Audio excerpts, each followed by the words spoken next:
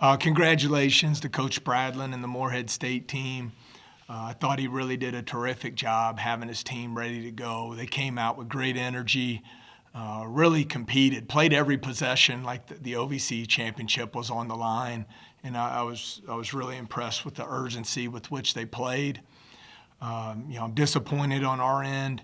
I know I talk about it all the time, but it's my responsibility to put a product out on the floor that embodies the things that we believe in, that we play with great toughness, unselfishness.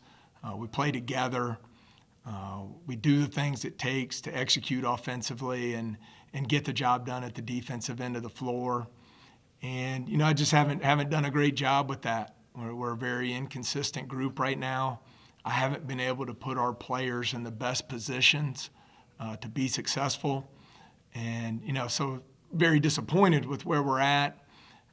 But I also know we have 80% of our schedule left to play. And so we've got to get back to work. We can lay down and roll over and call it a year if we want, or we can get back to work. And I'm going to get back to work. I know our coaching staff will do the same and look forward to seeing if we can build a better team, a more connected team that has an opportunity to win games.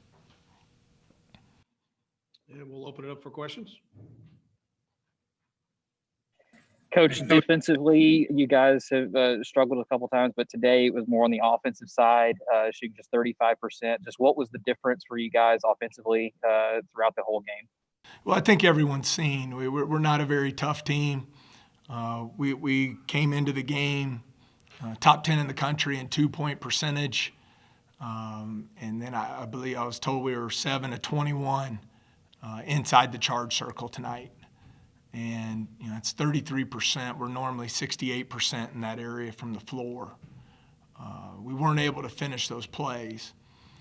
And, credit to Morehead State. I mean, they started the game up 18-0 points in the paint, first 13 minutes of the game.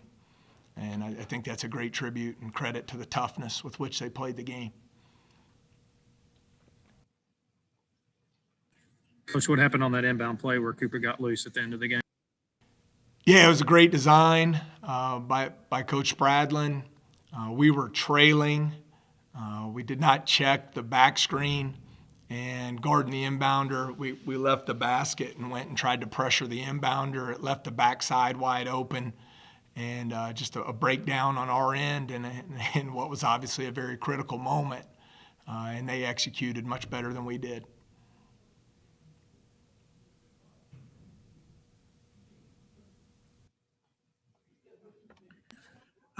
Coach, you had a starting lineup change this afternoon with Jackson Civils. What was the thought process behind all of that, and what went into all of those decisions? Sure, just trying to mix some things up. I think Insanity's doing the same thing over and over, expecting a different result. Trying to motivate some people. I think Jackson earned the opportunity through his work and practice. We were trying to get the floor more spread out. A lot of times with our big lineup this year, the floor spacing's been very poor.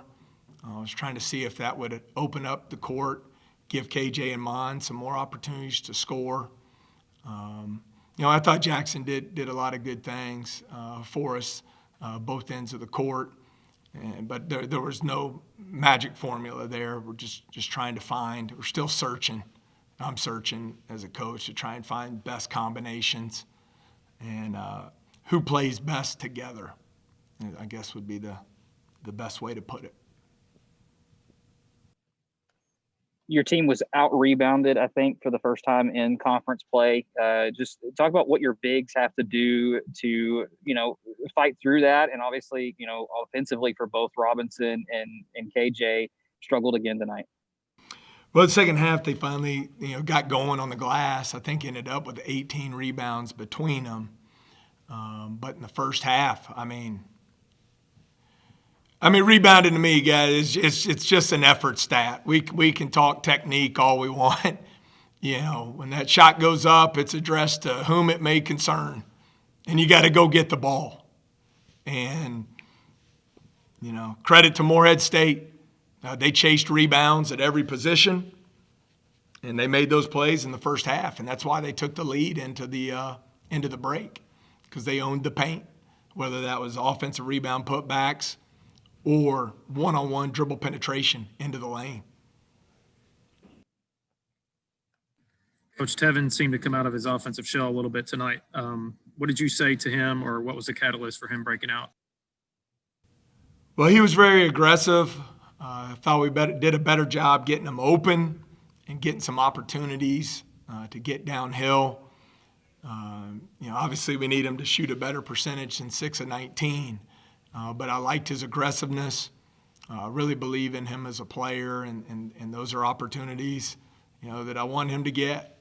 But we all got to be able to convert at a higher percentage, and we got to be a lot more efficient offensively. It just seemed like such a grind trying to score tonight.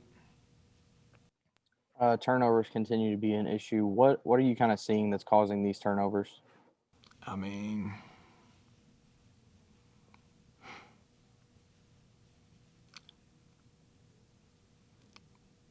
I really don't. If I had an explanation, I'd fix it. I see us throw the ball off the scorer's table, dribble off our foot, throw passes that aren't open. I mean, there were a couple just brutal illegal screen calls that count as turnovers. But all in all, when you're struggling to score, you certainly can't afford to give the ball back to the other team. Obviously, Coach, you sound extremely disappointed right now with the way the team has played. What is your message to them in the locker room after this one, especially when a lot of these guys haven't experienced, losing streak of 3 games, and they're not used to playing like this? I'm not disappointed in our players. I'm disappointed in myself.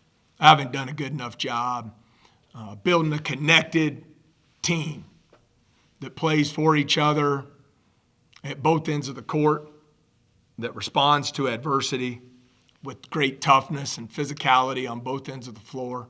It's my responsibility. I don't blame our players.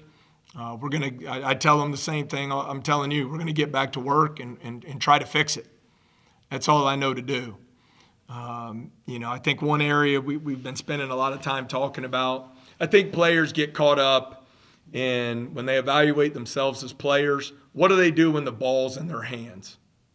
And that dictates whether or not they had a good game. Well, the numbers tell us, even the best players in a game, a 40-minute game, the ball is in your hands 5% of the game.